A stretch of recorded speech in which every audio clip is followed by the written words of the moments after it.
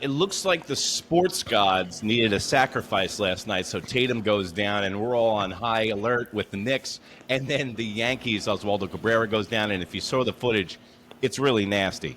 His ankle goes one way, his foot goes the other way. It looks like he completely fractured his ankle. Now, I want to show something. I have some props for the audience, okay? Now, if anybody's seen Oswaldo Cabrera this season, you know that he wears cement threes. And if anybody knows me, I'm a huge fan of Jordans. So I brought a little prop. This, okay, is a cement 3. This is a Nike brand shoe. It's great, great. Do I want to play athletics in it? No. Absolutely not. This is like wearing a napkin holder over your foot while you're trying to play professional sports. The ankle support in that thing, that's the reason. If you wear that shoe, the bottom of it's heavier than the top, and that's why it went east and west yesterday. You and I are on the same page, bro. I'm a Jordan guy. I've had, I don't know, at least 5 pairs of Jordan 3s. I already have in my notes for the show tonight, Oswaldo is wearing the J Balvin threes. They're like really niche, specific, like you can't get them. But he has them turned into cleats. They match his gloves. They're that like banana yellow tan color, which they pop with the road grays, but they also pop when you're coming to score and you tweak your ankle. I'm like, that is it right there. So, you know, style versus comfort. I'm like, wear the New Balance, wear the Nikes, wear the Adidas that you string up and they give you ankle support. It's one thing to look good. It's another thing that's going to cost you your season. Like he's going to be out until the end of the regular season. If he comes back for October, who knows? It's like when these guys wear these 5-pound chains around their neck and they're trying to stretch out a double. It's like that is a hindrance. That cannot be helping you. You look amazing. Don't get me wrong. It looks great. I do not. Individuality, I'm a big fan of it. But, dude, when you got 3 pounds on your neck, that's going to stop your 40 time. It's going to add a couple of seconds. But listen, Oswaldo Cabrera goes down. So, Keith, you know what that means. It's the return of my left foot, Mr. 2 left feet, DJ LeMahieu. Okay? Well, where does your brain go immediately? When you think DJ, where does your brain go immediately? Hardware expired, machine not computing, no system updating. Warning. Operating system failed. Warning. Just Death for of the machine. For the people keeping score at home, DJ LeMahieu was statistically the worst first base and third baseman in all of Major League Baseball. Yeah. So, you know how hard that is to do? They kept running them out there, and they knew that. Yeah, they had no choice. But, hey, listen, that comes down to when a guy is making $16 million and the owner's like, get him selling hot dogs during the game.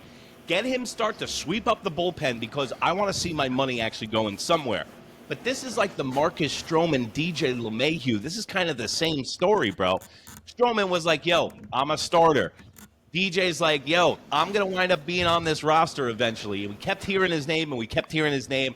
Now, finally, like impending doom, DJ LeMahieu, who has landed in the Bronx. I mean, I've never seen a guy stretch out more of a 2019 batting title than this fool. There it is. They keep trying to say, we know how great of a hitter he was. It's still in there. It's still in there. No, it's not. But here's where we are. Now we're down the starting third baseman. Obviously, he was platooning Peraza and Pablo Reyes, but now you have an issue because Jazz is down, and I think what they want to do is play LeMahieu at second base over Yorbit Vivas. I don't think that that's a smart idea. Let Yorbit Vivas continue to get going. He's much younger, more athletic, and like let him feel comfortable, and don't just in a week tell this kid, hey, you know, nice to see you. Here comes DJ LeMahieu. You're glued to the bench. DJ, I don't think is able to move enough to play the hot corner. I think they specifically want him to be at second base until Jazz comes back. Who knows exactly when Jazz is coming back? But now you have a real problem because you're looking at 2 infield positions where you're going to be playing Oswald Peraza, Pablo Reyes, Yorbit Vivas, and DJ LeMahieu. You can make an argument that all 4 of those guys are going to hit under the Mendoza line. All 4 of those guys shouldn't even be on the team. Like, there was rumors of Oswald Peraza being either traded or cut during spring training. They kept him on. Pablo Reyes is a little bit of a journeyman at age 31 going on 32. Like, he had a good spring with the Yankees, and the Yankees said, well, good enough to be with us, because they didn't want to spend, and they also didn't want to go and trade for a Nolan Arenado. They were never getting Bregman. So here we are with, like, the holes in your lineup and in your infield. They're glaring now, and they could cost you, because those guys got to hit, those guys got to field, and those guys aren't great options right now, honestly. Like, what I'm I not think it happy is about it. is that Boone sees a lot of himself in DJ LeMahieu. I think Boone sees himself as a third baseman, infielder at the end of his career, looking for his shot. So there is some affinity there because Boone has been in the same shoes as this guy. Also, the Yankees last year ran their defensive squad like a softball team for the local Kinkos, okay? Because everyone's out of position. Enough of the shit about being out of position. Just like you said, you hit the nail on the head. Norbert's got to stay in his spot. DJ's got to play second base. That's fine. DJ LeMahieu doesn't even need the goddamn hit now. I was thinking about DJ LeMahieu and his impact on this squad because of his bat and how slow he is and stuff like that. But if you turn around, the Yankees are number one in scoring, number one in runs scored, number one in home runs. The Baby Bombers 2.0 are tearing up Major League Baseball right now. And I don't know about you, Keith. In the beginning of the season, I was questioning where's the runs going to come from?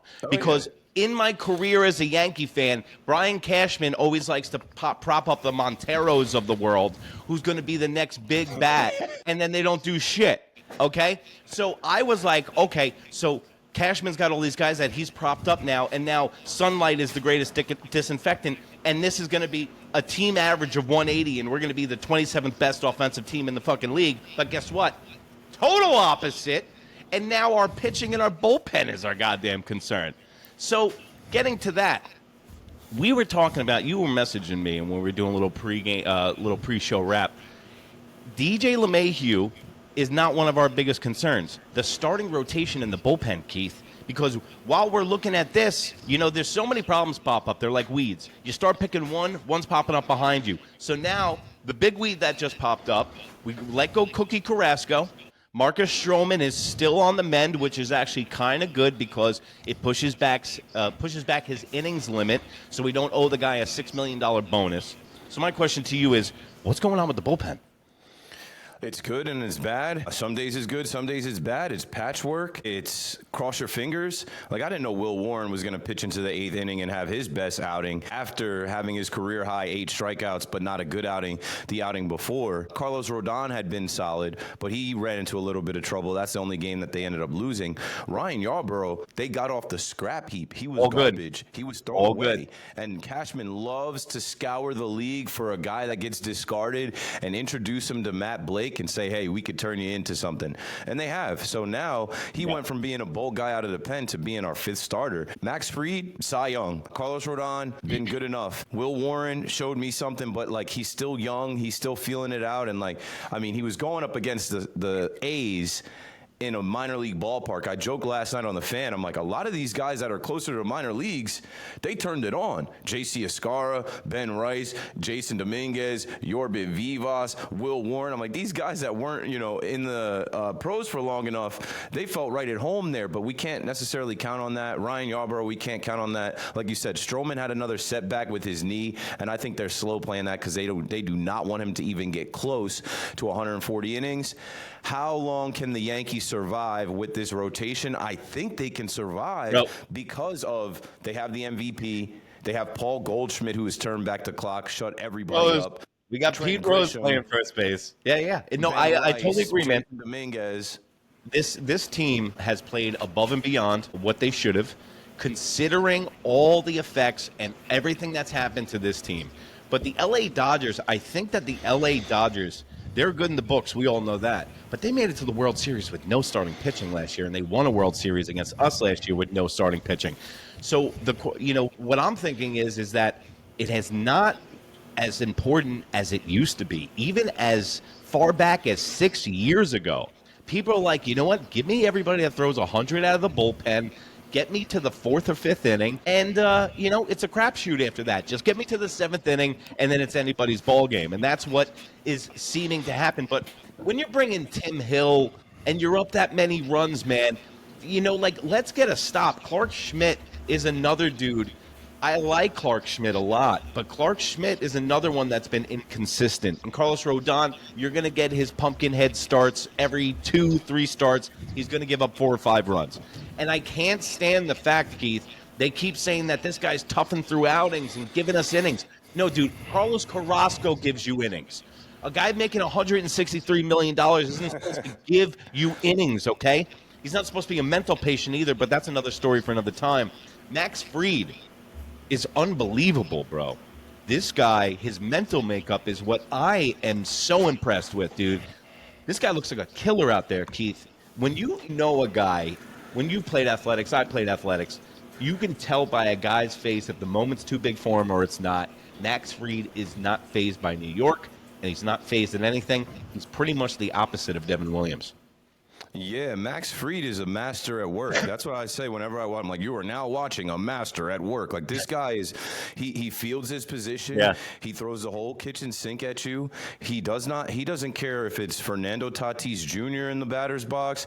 He doesn't care who it is, Luis Arias, and some of the other teams we face, even the Detroit Tigers. Look how good the Tigers are this year. And go back to that start that Fried had in the freezing cold of Michigan against them. He didn't care. And, like, he chose to be a Yankee. He talked about how, like, you know, the wall said, like, pride and passion and preparation or some shit like that drew him in, and the pinstripes aren't heavy for him. Thank God we have him. I don't want to throw this season away, but I cannot get out of my mind like what they would look like with a healthy Garrett Cole and Max Fried as a 1-2. And like you said, the Dodgers got by. They went out and got Jack Flaherty at the deadline. That was good enough for them. They pitched bullpen games every series. That was good enough for them. Obviously they had Yamamoto, but like, you really only need 2 strong pitchers, and then you can figure it out in the third game. So we have Max Fried. Rodon, like you mentioned, what he's getting paid should be like that. But then is it Clark Schmidt? I don't expect it to be young Will Warren, Ryan Yarbrough, but they're going to have to trade for somebody at the deadline, and it's not Sandy Alcantara. They're going to have to get somebody else that they can depend on, that they can count on, and it sucks. Next year, when Cole comes back late in the year, maybe we have this ridiculous. How can I forget about Luis Gil? Luis Gil, they're slow playing him. Luis Gil, they're not in a rush, because Luis Gil could be that guy, and you want him to be fresh for, like, we don't need him in June. Have him come back after the All-Star game and have him building up and being fresh for October. So there's some options here, and I think they're going to play it by just like what's available at the deadline and how we're doing. But since the offense is so good, they're not worried. They're not flinching. My adopted son of the season, Will Warren, is doing excellent. His last outing was great. I really love that guy's stuff. He has Major League Baseball stuff. He has better stuff than Clark Schmidt. You can see it, eyeball test. You can tell that he's got live stuff. He's got a live fastball. He's got a live slider. And then also, the reason that we're really not getting too crazy and too nuts about the pitching and shit is because we are scoring so many runs. And then the fact that we have Cousins and Efros and Loizica. Yes. Okay, on the back burner coming back. And Jonathan Loizica, when he's right and he's healthy, he is the best eighth inning guy in Major League Baseball. And fight me on it, because I will go to bat for Jonathan Loizica any day of the week. Love that guy's stuff. But now, we were talking about last week. I said something to you, Keith, and I got to bring it up because I told you Trent Grisham, let me see it for another month. Okay, I put that month in a microwave, Keith. And I'm with you now, okay? It seems real. It's real. After last night's 2 home run performance, you can see the way that even when he makes outs, he's making loud outs. But now the conundrum for the New York Yankees is odd man out. Okay, now let me just break it down for you guys at home. Jason Dominguez needs to be developed. Jason Dominguez is one of the corner pieces of the future of the New York Yankees, okay? He's been playing a good left field. He's been coming along nice, right? So what happens is when Jason Dominguez, if Trent Grisham's doing well, he was supposed to be the 4th outfielder. So now Trent Grisham is doing so well that it might stop some of the development of our young guys. So that leaves one guy to be the odd man out. And for me, that odd man out is Cody Bellinger. Because Cody Bellinger has more excuses than a pregnant nun. It's not too warm out. My back hurts. It's cloudy. It's a Wednesday. Hey, Cody, It's been a very long time, and just like Trent Grisham is for real, now it's starting to look like it's enough time for you not being for real, and maybe the game has passed you by. Every time that dude swings for the fences, Keith, and he gets down on one knee, I get really worried. Who do you want the odd man out to be in the outfield?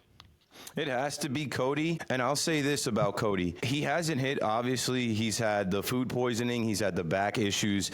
He's been a little underwhelming, especially with the spring training he had. And I know spring training is clearly not the regular season, but he was one of the best hitters in spring training. He had all of us like, hey, this guy is turning back the clock to his MVP year. Like, great to A lot of guys waste their bullets in spring training, though, and they get on this heater, and then they get cold, you know? And he didn't have a break in spring training. He was on a roll, and then he had the back, and he had the food poisoning, and it's like he's almost starting over again. It's funny because, everybody talked about how the Yankees were going to replace the production of Soto, and it was always Paul Goldschmidt and Cody Bellinger in the aggregate. No. Like, we didn't know what was going to happen with Ben Rice, Trent Grisham, even what Dominguez was going to be. I mean, and even how ridiculous Judge is. But back to the odd man out stuff. Cody has to be the odd man out because he can play all three outfield positions.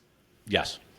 Yes. Judge is going to play right. You're not going to see Judge in any other spot. Trent Grisham's going to play center. If we would have seen him in any other spot, we would have liked to seen him last year in left field instead of Alex Verdugo. They strictly want him in center field. In left field is Jason Dominguez. So if you have three guys that only play those three positions, the odd man out has to be Cody Bellinger. So when Judge DHs, Cody can go to right.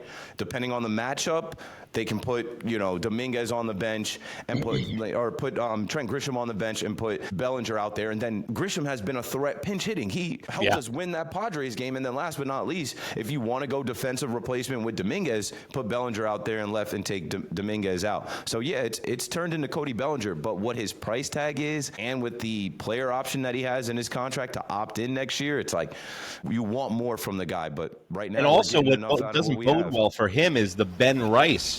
So he is sandwiched in between Jason Dominguez and Ben Rice. So now I even said to you last week that I don't know why the Yankees weren't more proactive in getting Ben Rice involved in the defense. I know that they didn't know he was going to have this offensive production, but he is, so let's get with it. Turn him into Mike Stanley from the 94 Yankees. You can play first base, you can play catcher. You catch every fifth day, and then you platoon. But Goldie's playing so goddamn well, he turned into Pete Rose. So Goldie turned into Pete Rose. They have so many riches and so many good problems right now. Yeah.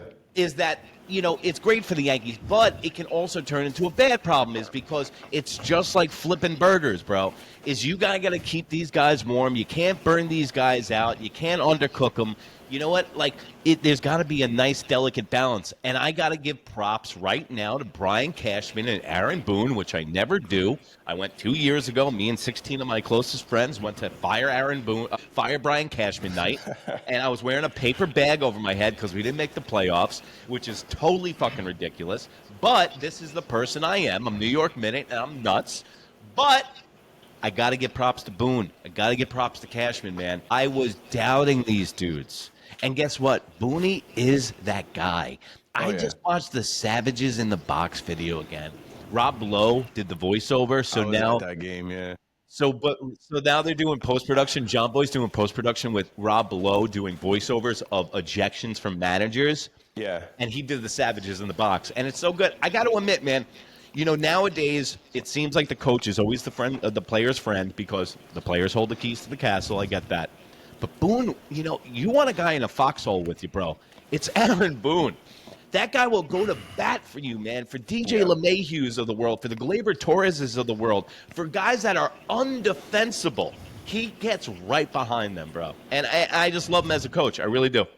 So funny you mentioned Fire Cashman night. I skipped that night. I wasn't going to be, in the bleachers where they had the Fire Cashman letters put up. I wasn't going to be next to someone with a Fire Cashman shirt because I know I'm going to run into Cashman, and I have plenty of times. Aaron Boone's Savage in the Box rant, that was David Cone bobblehead day 19, and I forget what I was doing. Yeah, it was very good call. I was there. I was doing some freelance work downtown, like 85 Broad Street, and it was a doubleheader that day, but it was raining, so I wasn't sure we were going to get the game, and I didn't even bring Yankees gear. That was one of the only games I showed up looking like a nerd. I'm in like a polo and khakis, looking like a jerk off, but I had really good seats. I think I was in like 114, not far behind the dugout, and you could hear Boone in the dugout, and then next thing you know, he wears that guy out, and it was an epic all-time rant. It made T-shirts. It helped make John Boy, but like Boone is not that guy anymore. I did a sit down with Aaron Boone at Baseline Social last year, and I asked him about it because remember when he did the Laz Diaz he imitated Laz Diaz. He put some funk on that. He went viral, and he said his daughter was embarrassed because people were just sending his daughter the gift. Yeah. And his daughter's like, "This is what you do? Like, this is what you become an internet meme. You're being." Boone turns to his daughter and goes, "But yeah, hun, there's savages in the box. You don't get it." Yeah, like he's like, you don't get it, actually. I got Aaron Judge in there. I got to have my guys back. So that's the last thing I'll say about Boone. You can't fake that, bro. Never, ever talk down on his players in the media. They will ask about his players, and he won't say a bad word. And when guys know that you're protected by your manager like that, and on the field with these umpires where he doesn't want to get tossed anymore because he's run up his numbers. They put numbers like – to scale, like they could compare Aaron Boone versus other managers that managed, 20 years. He's Connie Mack, dude. Like he's Connie Mack. He's got more ejections than maybe the entire AL East managers combined. And he's also got close to 600 wins. So guess what? Yeah. They win. Like, they play hard for that guy. And he does figure out ways to get everybody at bats, to get everybody playing time. And what do Yankee fans do? This is a punt lineup. Oh, another Boone lineup. Is this the analytics? This lineup sucks. And then they go out and then they hit a bunch of home runs and they score double-digit runs and have double-digit hits. And we're like, should have made the parlay today. Should have put some bets on that today. I am also guilty of being caught in false old narratives like that. If a guy does really well, got to play him the next day. I mean, I still believe that. I will go to my grave saying that. I'm trying to change as a person, though, Keith. If a guy hits a home run, you play him the next day. I don't care who's pitching, but that, the computer in the room, the DJ LeMahieu in the room says, no, can't compute. And it says, no, you got to sit the guy and play. And it happens sometimes. I got to admit, just like I said, he's chefing it up, man. He's cooking. Boone's cooking, and he's not burning any burgers. So now let's talk about a big-ass burger who plays outfield like he's on roller skates, Juan Soto. Did you guys know, little fun fact for the people at home, Keith, did you know Juan Soto is the third best outfielder in New York currently? It goes Aaron Judge, Trent Grisham, and then Juan, I play outfield like I'm on roller skates, Soto. So how is it to pay $800 million for the second-best right fielder in New York, Keith? We got Juan Soto watch with the Subway Series this weekend. Check me out. These guys, they don't want to admit it over there in Flushing, but they got a little bit of buyer's remorse. They're watching his every move. Why is he hanging out with the bullpen? Why is he not celebrating when Pete Alonso does something good? How come he doesn't look happy? Yeah, where's the shuffle? Why is he not shuffling anymore? That was his thing. That's like Michael Jordan sticking his tongue out. Why is he not shuffling anymore? What's wrong with Juan? Does he not want to be a Met? Did he take the money? Does he have golden handcuffs? Does he feel like so whatever? I think it's because he became a Met. As soon as you put the uniform on, Keith, you become possessed by a loser devil. And the only way to get those demons out is to come to the Bronx and help you out, buddy. Trust me. The power of Christ compels you, Juan Soto. But he will need God's help this weekend in right field because all those Dominicans who love him, all the bleacher creatures who got his back last year with that much intensity of love, you know what's on the flip coin of love? It's hate, Keith. And guess what? The vitriol, the hate, and the love, because there's a thin line between both. Juan Soto's going to get so much heat. He's going to have to get a new jersey because of the heat on his back from all the yelling. It's going to disintegrate off his back, and I can't wait to see every second of it, Keith. Yeah, and I think it's funny how people are trying to guess what's going to go on. Tiki Barber on WFAN has been putting out a PSA for months that, hey, when Juan Soto comes out, turn your back to him. Like, why would you turn your back to the field? Don't you want to see, even if you're not booing, even if you're not yelling, don't you want to see everybody else's reaction? As I talk about these goofy Met fans and how they're analyzing everything with Juan Soto, there was someone that wrote on the Mets community, which I'm not allowed to join on Twitter. I went to join it, and they said you were blocked or banned from joining this community. I wonder why. What did I do to earn that? But anyway, they wrote, is anyone genuinely concerned for Juan Soto's safety in right field at Yankee Stadium? I feel like some drunk asshole will throw something heavy or dangerous at him. What? First off, like this is not 1980. Everyone's got cell phones. It's high security. And you know when you pay for those seats, bro? No one's throwing shit when you pay $235 for a ticket. There might not be a Game 6 at Madison Square Garden for the Knicks. If the Knicks end this in 5, those prices are going to go right back up. Right now, those tickets are $200 a seat to sit in the 400. So you think somebody is paying $500 to sit in the proximity of Juan Soto in right field? You think they're going to throw something and get escorted out and go to Yankee jail? No, they're thinking too much. I'm in section 105. Okay, Are you for this series? You already have that ticket? That's where I sit. 105. I'm in 105 all the time. I told you I graduated from the bleachers. I'm an adult now. I'm like, goodbye, folks. I spent 21 years in the bleachers. My ass hurts enough. So now I'm in 105. I'm telling you, bro, the people in that section are not going to do anything, and even the people above us in 205 aren't going to do anything to jeopardize them being in the building. And trust me, that's why Tiki Barber played football and was raised in Virginia. How many professional baseball teams are in Virginia, by the way? 0. That's why you don't get New York baseball. We don't turn our backs. We give them vitriol. This is New York. We run the town with our mouths, bro, and Juan Soto's going to hear it. He left us for $5 million, okay? He's the hot piece of ass we had last summer. We knew it was going to be a fling. We knew it wasn't going to last very long, but god damn it, was it a good time. And now we're in town watching this hot piece of ass walk around with some loser dude, and we're like, why is she with that guy? So it's more that we're a little hurt, we're not angry, and guess what? The way we're playing is the best remedy, bro. We lost Juan Soto, and we're better offensive production this year than we were with Juan Soto. Correct. We're not missing Juan Soto's production. Actually, he was more productive as a Yankee. So he can thank us for helping him make that $765 million plus with Steve Cohen and the little brothers next door. Like, the thing is, Juan Soto got all that love from the bleacher creatures and the fans, and they chanted re-sign Soto. When Trent Grisham was batting in the Dodgers series last year, they chanted we want Soto. We helped lift him up. We helped make this guy feel like he was Superman. He got the loudest roll call. People were bringing signs with checks out there. That's gone now. Now you're going to see the other side. I don't think Juan Soto at age 26 realized what he was doing, going to the World Series with the Yankees and then going across town for the highest bid. What comes with that is now a switch, like you said, from love to hate, and these Yankee fans are going to wear his ass out. There'll be some Mets fans in there cheering too, but you can guarantee a F Juan Soto. That F Juan Soto is the new F Altuve. F Juan Soto chant, boos every time he comes out to the field. And I'll give him this credit. I think he's the type of player that responds to that type of energy. I think he's going to play well in that environment. But it's going to be raucous. It's going to be crazy. Nobody's going to throw anything at him. He's not going to get hurt. No, he's going to be fine.